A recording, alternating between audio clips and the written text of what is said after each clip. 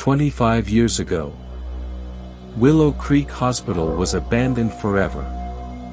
But every night at 2:17 a.m., the emergency room lights turn on. And one night, a journalist entered the hospital to find out why. Willow Creek Hospital once was a place full of life. Doctors walked through the hallways. Nurses cared for patients. And families came there hoping for good news. But everything changed on one cold night in October, 25 years ago. After that night, the hospital doors were closed forever. No one talked about what happened inside. No one wanted to remember. Because everyone in the small town of Oregon knew one thing. Something strange happened at Willow Creek Hospital. The old building stood alone deep inside the forest. The windows were broken. The walls were covered with vines. The hospital sign above the entrance was almost gone. But there was one strange thing. Every night at exactly 2:17 a.m., a light appeared inside the emergency room. People tried to explain it. Some said it was an old electrical problem. Others believed something inside the hospital was still waiting. Daniel Carter was a young journalist who loved discovering forgotten stories. He traveled to places people avoided. Old houses, abandoned buildings, and mysteries nobody could solve. When Daniel heard about Willow Creek Hospital, he became curious. Why would a hospital close because of one night, he wondered. He decided to find the answer himself. One rainy evening, Daniel drove toward the hospital. The road was empty. The trees moved slowly in the cold wind. Raindrops hit the car window as he followed the old road into the forest. After almost an hour, he finally saw it. Willow Creek Hospital. Standing silently in the darkness. Waiting. Daniel parked his car near the old gate. He picked up his camera. He looked at the hospital for a moment. Then he whispered, "Let's see what happened here." He pushed the old gate. Creak. The sound echoed through the empty forest. Inside the hospital, everything felt frozen in time. Old wheelchairs stood in the hallway. Dust covered the reception desk. Patient files were scattered across the floor. The air smelled old and cold. Daniel turned on his camera. Willow Creek Hospital, abandoned since 2001. Nobody has entered this place for years. He stopped. Because he heard something. A sound from upstairs.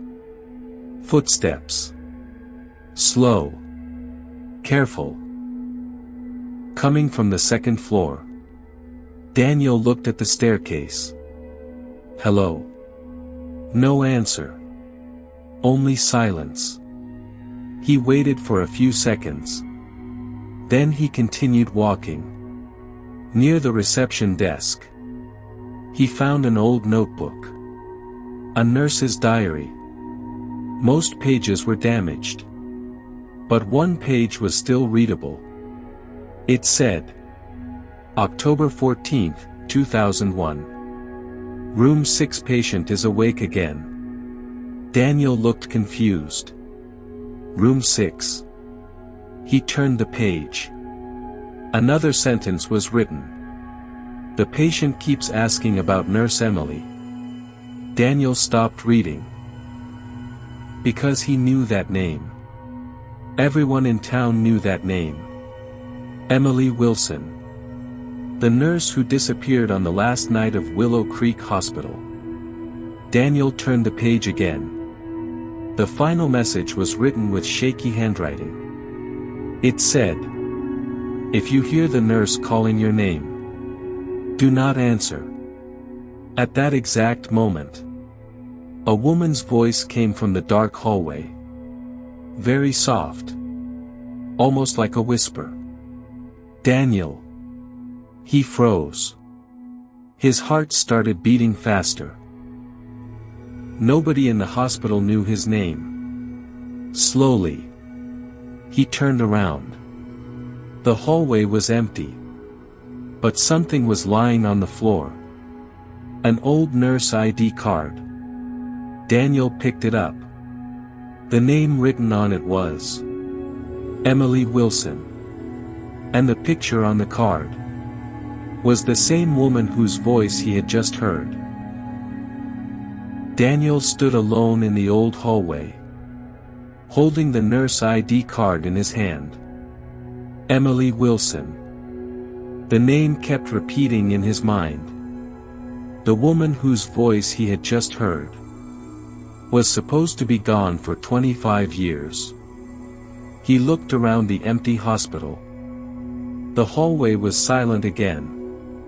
Almost too silent. Daniel placed the ID card inside his pocket. He wanted to leave. Every part of him was telling him to walk away. But his curiosity was stronger. He needed answers. Why was Emily's ID card still here?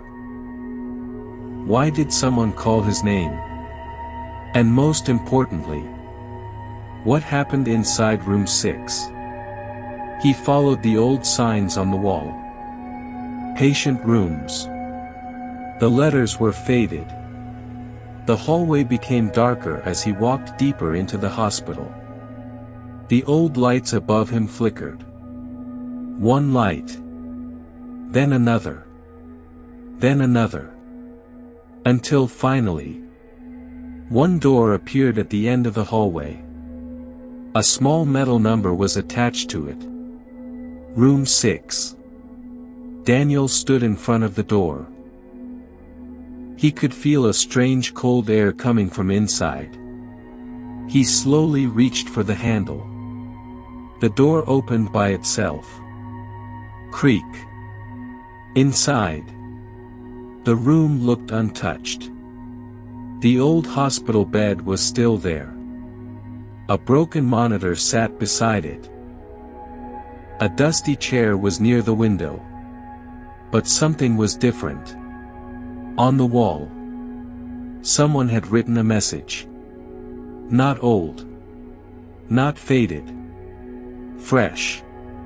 It said, "I knew you would come, Daniel." Daniel stepped back. His hands became cold. Someone had written his name. But how? He was the first person to enter this hospital in years. At least, that's what he thought. He turned on his camera.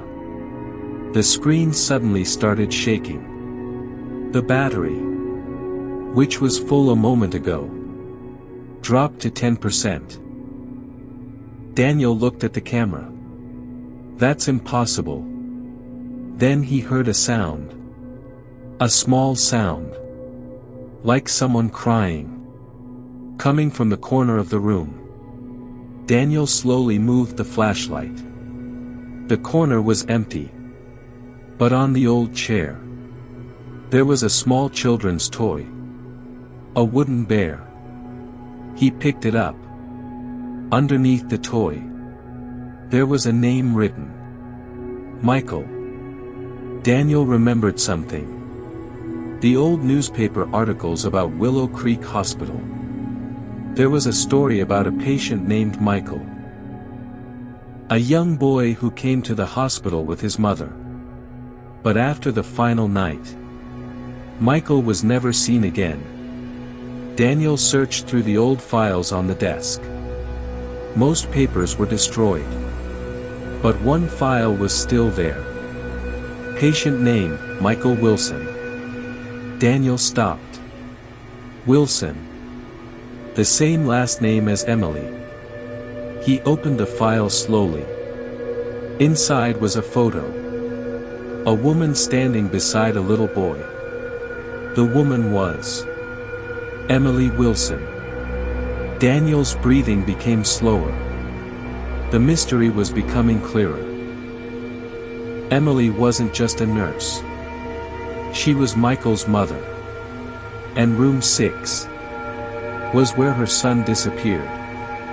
Suddenly, the old hospital monitor turned on. Beep.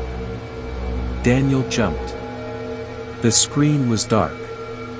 But after a few seconds, a single line appeared. Patient status, waiting. Then another message appeared. Nurse Emily, please report to room 6. Daniel looked toward the door. The hallway outside was empty. But then, he heard footsteps. Someone was walking slowly toward the room. Step. Step. Step. The footsteps stopped outside the door. Daniel couldn't move. A soft voice came from the hallway. Michael. A pause. Then, he's awake. The door handle slowly moved. Someone was trying to open the door. Daniel stepped back. The door opened slightly. And a shadow appeared. A nurse's uniform. Old shoes. And a familiar voice. Daniel. You came back. Daniel whispered. I've never been here before. The figure became silent. Then the voice answered. Not you. Your father. Daniel froze.